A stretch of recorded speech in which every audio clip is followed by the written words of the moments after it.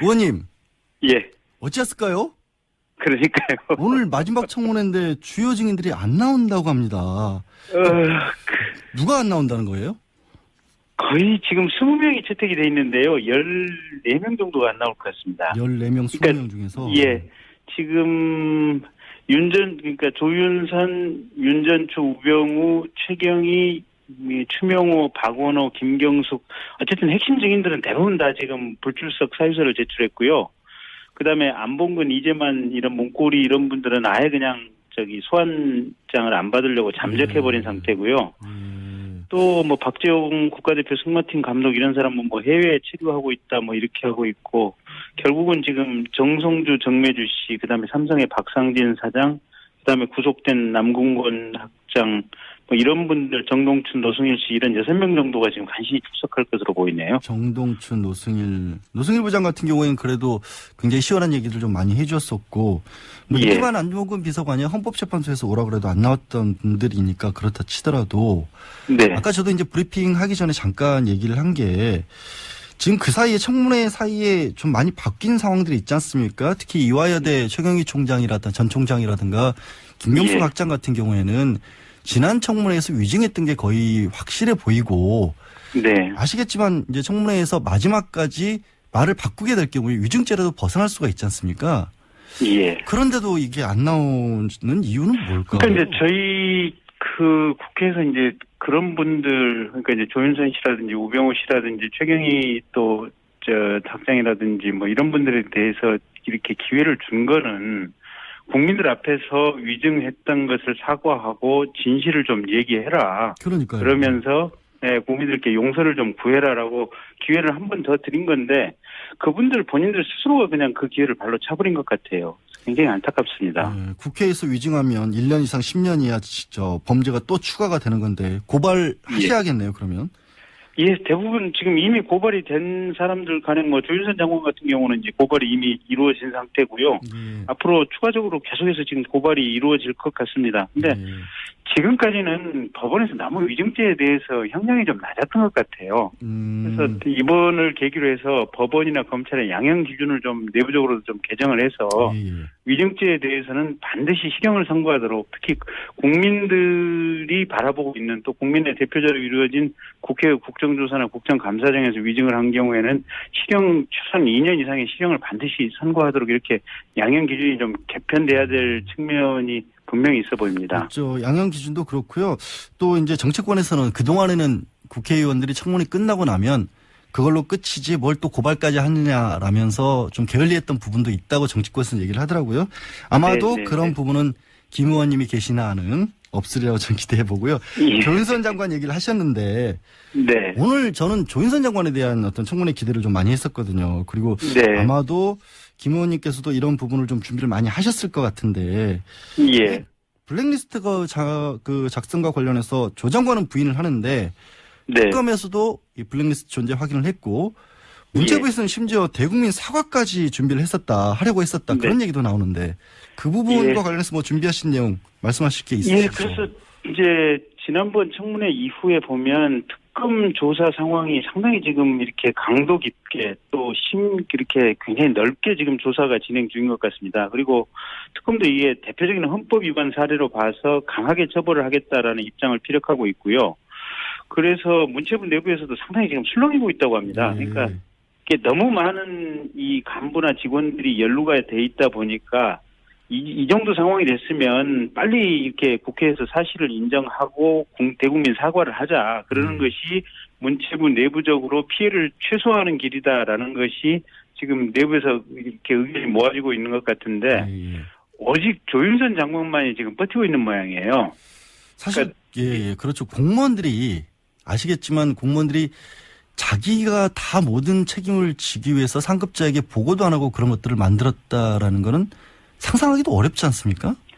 예, 그렇습니다. 사실 이건 누가 봐도 청와대 지금 박근혜 대통령이나 김기춘 실장이 핵심 주역이고 결국은 이제 실무 총책임자로서는 조윤선 장관, 그다음에 이제 그 밑에 있는 차관이라든지 청와대 이 비서관들, 그다음에 문체부의 국장, 과장, 이제 이런 사람들로 이렇게 이루어진 것들이거든요. 근데 결국은 이게 문체부 국장이나 과장 또 실무 사무관 서기관 입장에서 보면 자기들은 위에서 시키는 대로만 했는데 그렇죠. 공무원들은 기소되는 순간 이게 평생 이렇게 봉직했던 것으로 인해서 다 받는 이러니까. 예, 연금도 못 받게 되고 이제 공무원의 명예는 다 그냥 다 날아가고 물론 이게 본인들이 부당한 불법적인 지시면 거부를 해야 할 용기를 가지고 공직을 수행하지 못한 그 책임은 있지만 예. 어쨌든 그럼에도 불구하고 이제 공직자라는 한계가 있는데 그런 것을 끝까지 지금 보호해주지 못하겠다, 그걸 제대로 못하겠다고 하는 이 조윤선 장관의 태도는 사실은 납득이 안 가는 부분이죠. 보호를 못 해준다기보다 적극적으로 다른 쪽으로 얘기를 했던 그런 의혹도 나오고 있죠. 그러니까 송수근 차관 임명한 게 결국에는 네. 조 장관이 자기를 보호하기 위해서, 그러니까 자기 네. 편으로 만들기 위해서 차관으로 임명을 했다. 그런 얘기까지 나오고 있는데요. 예, 그러니까 특검에서 이제 아마 그런 부분에 대해서 상당히 지금 조사가 됐다고 그러는데요. 예. 이 송 차관 같은 경우는 지금 문체부 기획조정실장을 역임을 했었거든요. 예. 그래서 이게 문체부 내 주요 보직을 역임하다 보니까 이런 블랙리스트에 관련해서는 상당히 많은 내용을 알고 있고 본인 직접 개입이 돼 있다. 그래서 이 사람은 차라리 승진을 시켜서 좀 더 핵심으로 끌어들여야만 증거인멸이라든지 이 사건을 숨기는 데 유리하다라고 보고 이번에 차관으로 승진시켰다라는 얘기가 타당하거든요. 그렇습니다.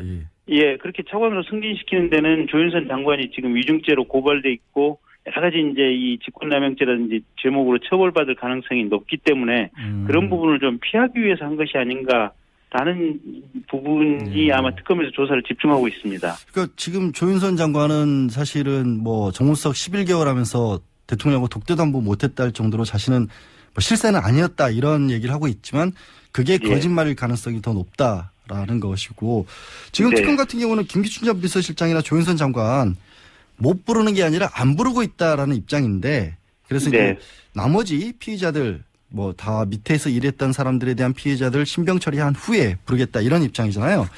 검찰에 계셨으니까 특검에서 이렇게까지 좀 조심하고 있는 건가요? 아니면 뭔가 확실한 증거나 이런 것을 아직은 못 찾았기 때문에 조금 미루고 있는 건가요? 거의 확실하게 증거는 잡았다고 보여지고요. 거의 확실하게. 예. 예. 이제 이 사람들은 어쨌든 비중이 좀 있으니까 부르는 승부 한 번 불러서 조사하고 곧바로 사법 처리를 해버리려고 그러지 않을까 싶어요. 특히 김기춘 실장 같은 경우 더더욱인다나 완벽하게 금호를 짜놓고. 예. 그래서 밖에서부터 차근차근 이렇게 완벽하게 조여 들어가는 수사 방식이라고 보여지고요. 이제 본인들은 어쨌든 아무것도 모른다, 관련도 없다. 김기춘 실장 심지어는 최순실 존재도 모른다라고 부인을 하고 있는 사람들이니까요. 예, 그러게요. 어차피 그래서 특검 의원님께서 특검, 말씀하십시오. 네, 특검 나와도 뭐 그런 식으로 이렇게 뻔뻔하게 부인할 거 아니겠습니까? 어차피 부인만 할 거니까 증거 없이는 안 되겠다 이거죠. 예. 혹시 지난번에 이제 우병우 전 수석이 나왔을 때 다른 의원분들과는 달리 이제 녹취록이라는 증거를 준비해서 오셨었잖아요. 네. 굉장히 인상적이었는데 이번에 혹시 오늘 공개는 못하시지만 혹시 준비해 놓으셨던 게 있으셔요? 혹시? 지금 우병우 수석 같은 경우는 기본적으로 이제 뭐 이것저것 물어볼 것이 많이 있기는 한데요. 가장 핵심되는 부분은 이제 이런 것 같아요. 도대체 당신이 이게 공직자인데, 그러니까 대한민국의 공직기강을 총괄하는 민정수석이라고 하는 그 중요한 직책에 있었는데 도대체 공직이란 무엇이라고 생각을 하느냐. 그리고 공직자는 과연 누구를 바라보고 공직을 수행해야 하느냐. 국민이냐 아니면 임명권자인 대통령을 바라보고 공직을 수행해야 하느냐. 그러니까 이게 이분은 그렇게 뭐랄까 그런 걸 기대하기 어려운 분이었겠죠. 그렇죠. 예, 그런 걸 기대하기 어려운 분이었겠죠. 기대하기 어려운 사람인데 그럼에도 불구하고 본인에게 뭔가 한번 물어보고 싶어요. 도대체 당신은 무슨 생각으로 그 검찰의 고위직을 그렇게 했으며 대한민국의 그 높은 직위에 올라가서 무슨 생각으로 그렇게 일을 했느냐. 그러게요. 또 한 번 당신이 지향하는 지향점은 무엇이었느냐. 또 한 번 식사하셨습니까? 라고 한번 물어보셨어야 되는데. 네. 오늘 나오는 증인들에 대한 얘기도 좀 여쭤볼게요.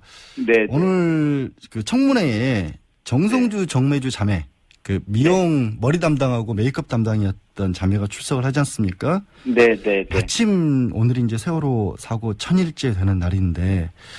이 두 사람이 아무래도 대통령의 세월호 7시간 행적과 관련해서는 좀 뭘 알고 있지 않을까라고 지금 그 기대가 되는 그런 상황 아닐까요? 네네. 그 사람들에 그래서 대해서는 뭐가 좀 물어볼 게 있으시겠죠? 상당히 물어볼 부분이 좀 많은 것 같아요. 예. 이게 지금 지난번에 그 일부 방송 인터뷰를 보면 예. 지금 아침에 한번 세월호 당일날 아침에 들어가서 대통령의 머리를 만지고 나왔다는 거거든요. 예. 근데 이제 그 부분에 대해서는 청와대에서는 이제 명백히 얘기를 안 하고 윤전추 씨는 지금 헌법재판소에 나와서 아침에는 보지 못했다고 하는데 오후에만 들어왔다고 했죠? 예, 오후에만 들어왔다 그러고 오후에 이제 출입 시간을 청와대에서 이제 3시 22분에 들어와서 4시 한 70분쯤 후에 나갔다고 이렇게 출입 시간까지 이제 청와대에서 지금 공개를 하고 있는 상황인데 예. 그 SBS 인터뷰 내용을 보면 정성주 씨가 분명히 아침에 들어갔다고 자기 입으로 아주 명백하게 얘기를 하고 있거든요, 보면. 그리고 세월호 당일이니까 당연히 기억을 하는 게 맞겠죠. 또. 예. 그리고 두 번째는 그 오후에 들어가서는 일부러 지금 머리 모양을 지금 연출하고 나왔다 그러거든요. 흐트러진 머리. 예. 그래서 과연 그 내용과 관련해서 분명하게 확인을 좀 해봐야 될 것 같고요. 예. 그 인터뷰 내용 아마 틀림없이 그 부분이 어떤 사회적인 쟁점이 되기 전에 부지불식간에 방송 인터뷰를 한 것이기 때문에 그 인터뷰 내용이 100% 맞을 거라고 저는 확신을 합니다. 그러니까 공식적인 조사를 하기 전에 그 네. 의미가 어떤 것인지도 자신은 모르는 상태에서 언론과 인터뷰를 했고 네. 다 털어놓고 나니까 이게 큰일 났구나 싶어서 공식적인 자리에서는 그걸 다 부인을 했다. 그리고 윤전추 전 행정관도 그 부분을 뒷받침하기 위해서 헌재에 와서는 일종의 위증을 한 거다. 그렇게 보신다는 거죠, 지금? 예, 그렇습니다. 그래서 청와대에서 오후에만 들어온 것으로 지금 자기적으로 지금 상황을 몰아가려고 하는 것 같은데 도대체 그러면 청와대에서 그렇게 몰아갈 이유가 무엇인가? 사실 오후에만 들어왔다는 것도 오후에 들어왔다고 할지라도 뭐 20분 머리를 했다고 하지만 그 위급한 상황에서 20분 했다는 것도 이해하기가 어려운데 네. 굳이 아침에 만약에 들어왔다면 그것까지 막아야 할 이유가 저도 잘 이해가 안 가거든요. 그렇죠. 예. 그다음에 또 한 가지가 지금 일부 이렇게 언론에서 분석한 내용을 보고 있으면 그 당일날 오후 사진, 저녁 사진을 보면 분명히 성형시술, 이 필라 시술의 흔적이 대통령 얼굴 사진에 이렇게 영상이 분명히 박혀 있거든요. 여러 번 언론에서 의혹을 제기를 했었고요. 예. 근데 그러면 예. 이 머리를 만지는 분하고 그다음에 이제 얼굴 화장을 해주시는 두 자매분이니까 사실은 대통령의 얼굴이나 머리에 대해서는 그 신체를 아주 가깝게 접근할 수 있는 사람들입니다. 그러게요. 이 사람들이. 예. 그래서 매일매일 들어가서 머리와 얼굴 분장을 해주시는 분들이기 때문에 하루하루 그 차이를 분명히 알 수밖에 없는 사람들이거든요. 만약에 뭐 시술을 했다라고 한다면 분명히 그거를 그 사람은 최소한 메이크업을 해주는 분은 최소한 알 수밖에 없는 그런 상황인 거죠. 그거 예, 그렇습니다. 주사 이런 자국 같은 게 만약에 있다면 가려달라고도 요청을 했을 그런 상황이잖아요. 예, 이게 근데 그렇습니다. 그래서 언론의 사진 분석들을 다 해놓은 걸 보면 분명히 뭔가 시술을 한 것 같은 흔적들이 나오는데 네. 거기에 관해서 대통령이 혹시 이 부분을 안 보이게 해달라 이런 요청도 했을 수 있을 거 아닙니까? 예, 그렇습니다. 그래서 그 부분에 대해서 객관적인 상황을 좀 물어봐야겠어요. 근데 다만 걱정되는 것은 이 정성주 씨, 정매주 씨 같은 경우도 최순실을 통해서 이 박근혜 대통령과 오랜 시간 인연을 맺어왔던 사람들이거든요. 예. 그래서 이분들도 과연 얼마만큼 청문회장에 나와서 사실을 얘기해 줄까라는 걱정이 하나 있고 또 정성주 씨 같은 경우는 본인 남편이 새누리당 국회의원 후보로 이번에 예비 후보 등록을 하고 출마를 하려고 했었던 분입니다. 그렇죠. 예. 그래서 그만큼 가까우니까 제대로 얘기를 안 하실 거라고 생각을 하지만 그걸 또 네. 다그쳐 주시는 게 의원님 몫이잖아요. 예, 그렇게 어쨌든 그런 부분은 어떤 객관적인 상황을 가지고 국민들이 가질 수 있는 합리적인 의문을 정성주 씨, 정매주 씨를 상대로 해서 좀 물어보려고 합니다. 네. 다시 다른 얘기 좀 여쭤볼게요. 원래 박근혜 대통령에 대해서 헌법재판소가 세월호 7시간에 대해서 계속 얘기를 하고 있습니다만은 자료를 소명을 해라고 했고 네. 5일까지 낸다고 했다가 내일 10일 3차 변론기일에서 내겠다 이렇게 지금 계속 번복을 하고 미루고 있는데 네. 왜 그거를 정말로 일을 많이 하셔서 기억이 안 나는 걸까요? 왜 그러는 걸까요? 간단하죠. 예, 숨기고 싶은 게 부분이 있다? 분명히 있으니까 여태까지 얘기를 못하는 거죠. 그게 아니라면 숨기고 싶은 부분이 없다면 사실은 무능의 극치를 달리거나 아니면 아이들이 죽어가는 상황을 보고도 아무 느낌이 없었던 정말로 정신적인 이상이 있는 상태에서 직무를 봤다. 둘 중에 하나밖에 없는 거죠. 그 숨기고 싶다라는 게 뭔지는 모르겠습니다만 저도 이 결재를 많이 해서 기억이 안 난다라는 부분은 참 이상한 게 아시겠지만 이제 대통령이 어떤 공식적인 문서에 결재를 하는 건 예. 전자 결재를 하는 게 원칙이지 않습니까? 네. 만약에 진짜 결재를 많이 하셨다면 몇 개라도 전자 결재를 하셨을 것이고 네. 그러면 그 자료는 그냥 뽑아서 내면 될 것인데 네. 혹시 전자 결재 시스템에 관해서도 한번 좀 물어봐 주실 수 있을지 모르겠네요. 네, 한번 물어보겠습니다. 그런데 예. 전반적으로 보면 예. 대통령이 그날은 지금 지난번에 정호성 씨 구치소 청문회를 했을 때 예. 대통령이 유달리 피로가 많아서 그날은 일부러 아무 일정도 안 잡고 지금 일부러 쉬게 해드리려고 공식 일정을 하나도 안 잡았다고 지금 그렇게 얘기를 했거든요. 그렇죠. 2시 이전까지에 대해서는 말할 수 없다라고 그랬죠. 정호성 전 비서관이. 예. 그래서 사실은 대통령이 아무것도 안 하고 있었거나 아니면 우리가 여태까지 여러 가지 의혹을 제기했던 성형시술이라든지 이런 엉뚱한 일과 관련됐을 부분이 제일 높다고 봅니다. 지금 성형 얘기를 하셨는데 예. 언론에 새롭게 나온 얘기 중에 조원동 전 수석이 네. 이른바 김영재 원장을 해외에 진출시키기 위해서 컨설팅 업체 대표를 만나서 부탁을 했었잖아요. 네. 근데 이현주 씨. 이현주 씨하고 통화하는 과정에서 이 김영재 원장이 대통령 성형하고 관계가 있었다. 예. 그런 얘기를 하면서 또 그렇기 때문에 그 부분을 내가 이게 성공을 못 시키는 바람에 자리에서 물러났다라는 취지로 안정범 전 수석한테는 반드시 꼭 김영재 의원 거는 챙겨라. 예. 이런 식으로 얘기를 했는데 사실 지난번에 김영재 전 원장 같은 경우에는 대통령 성형에 관해서는 다 부인했잖아요. 예. 그러면 이것도 이 청문회 위증이 되는 게 아닌가요? 혹시라도 만약에 성형 관련이 있다면?